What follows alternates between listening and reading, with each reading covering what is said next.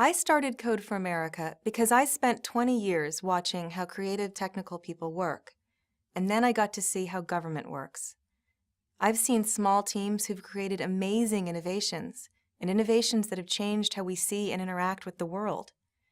But when I looked at government, I realized that most of the innovation has happened in the private sector, and our public institutions have been left behind. We've built an amazing consumer internet, but for society to work, we have to be more than consumers. We have to be citizens. We need a citizen internet.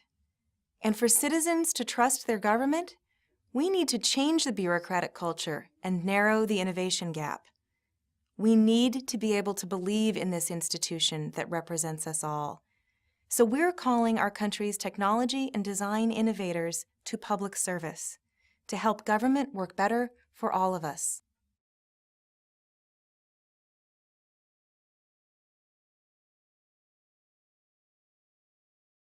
Fundamentally, we're changing the relationship between government and citizens. We do that by getting small teams of creative and technical people to partner closely with city governments for a year. These teams of fellows build lightweight web and mobile apps that make the city work better, acting like a startup team, quickly, responsively, and creatively. But they also break down the silos in City Hall, working across departments, connecting and activating the bureaucracy's own innovators.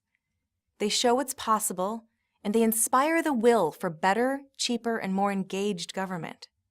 The fellows teach, but they also learn. They learn the importance of our public institutions and the challenges they face, and they become lifelong advocates for government that works.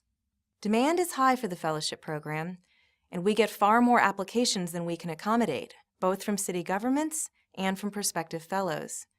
So our future is about building programs that scale.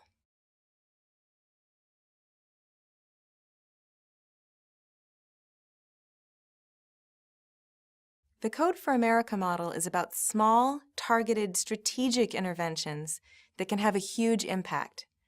Government is enormous, so we have to be a positive culture virus that spreads through it, creating the capacity for change from within. By making the program competitive, both for city governments and for fellows, we've created excitement about being part of the program. Most organizations try to influence politics, but we recognize the power of bureaucrats, and we celebrate them as public servants, while at the same time challenging them to serve their constituents better. We've also created outcomes that spread. Because the apps are open source, any other government or community group can use them, and many of them are spreading virally. But what's more important is that the stories spread. When people hear about one city having success with a new approach, they say, "We can do that here."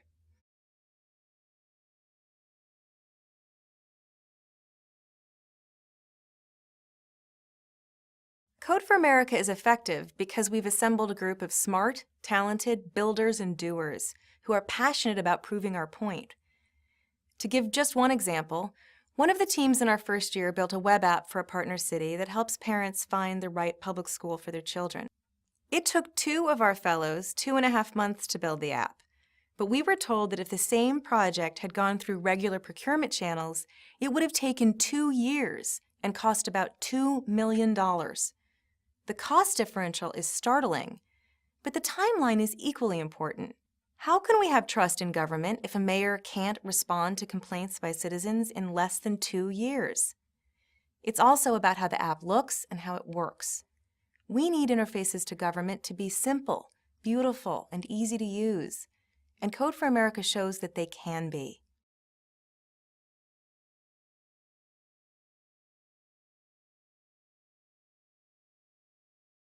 We want to see lasting change in how governments work, and a lasting commitment from the tech and design worlds to our public institutions.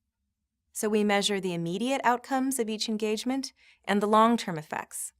In our first year, we produced 21 applications, 5 of which are spreading to other cities, opened 72 datasets, and held 81 codeathons.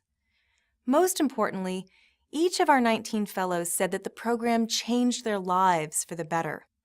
In the city governments, we look at adoption and impact of the apps, but also at ongoing collaborations, both internal and external. We measure relationships that were spurred by the Fellows' work, new positions that continue the Fellows' work, and signs of innovation being institutionalized, like promotions for open data advocates and procurement reform. We also monitor progress by response to our message, and with 550 people applying for just 26 fellowships, response is strong.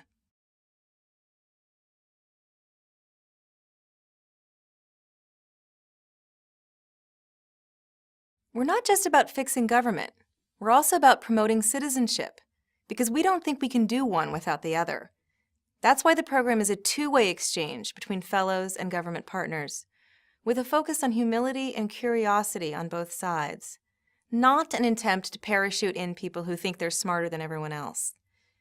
That's also why the apps our fellows build call on citizens to help make their cities better, not just on government services. Our fellows get paid a small stipend for the year, but the program isn't about offering city governments tech talent at less than market rates. It's about changing behavior and harnessing new tools to serve people better. It's also about creating a space for experimentation, because we know that you can't innovate if you can't experiment, and that it's become pretty cheap to experiment outside government.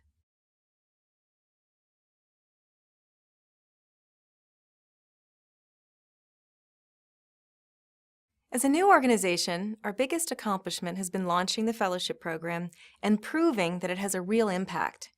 We've partnered with 10 cities and 45 fellows in just 2 years, and the results are causing more cities and fellows to want to get on board.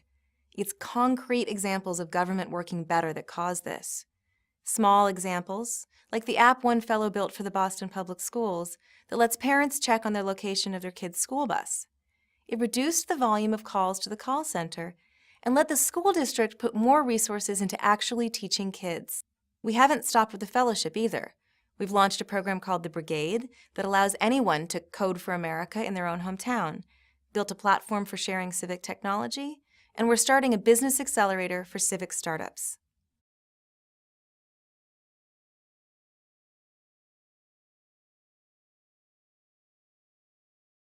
The biggest challenge we face, ironically, is working with government.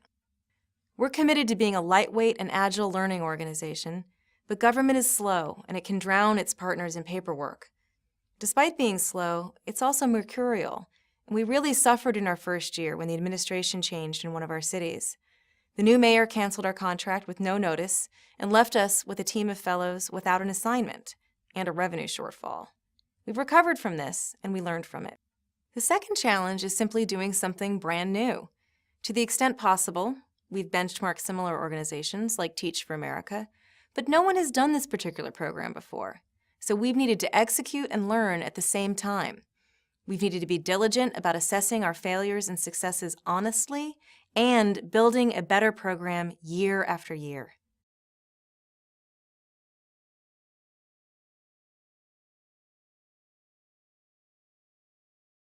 We can build a stronger network of innovators and scale our impact.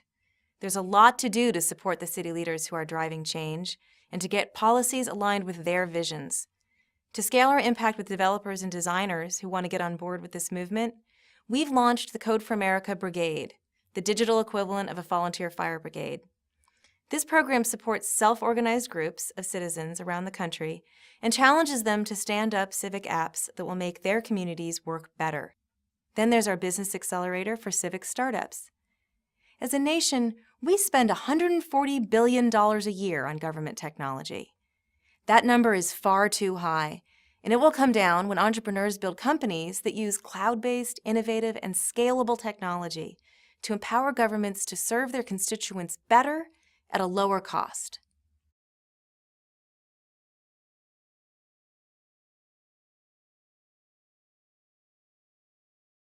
The biggest gap we could fill is supporting and connecting innovators in government better.